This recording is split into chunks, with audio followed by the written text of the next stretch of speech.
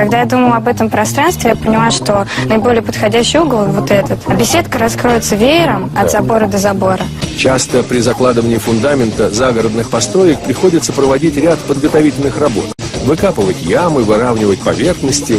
Мы пошли другим путем и решили установить фундамент на винтовых сваях. Такому фундаменту даже гидроизоляция не нужна. Обрезаем каждую сваю по уровню и привариваем металлические оголовки.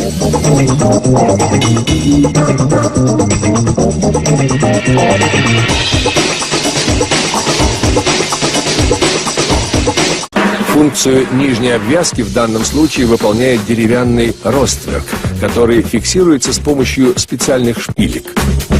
Теперь устанавливаем вертикальные стойки. Они должны быть основательными, ведь будут держать всю конструкцию. Набиваем лаги для пола. Ну вот, скелет нашей будущей постройки готов. Теперь здесь раскрылась веером чудесная беседка со столом и даже гамаком. Малосимпатичный металлический забор спрятался за красивыми деревянными шпалерами из лиственницы. Но, несмотря на всю перестройку, свободного места осталось много, ведь самое главное – грамотно распорядиться пространством.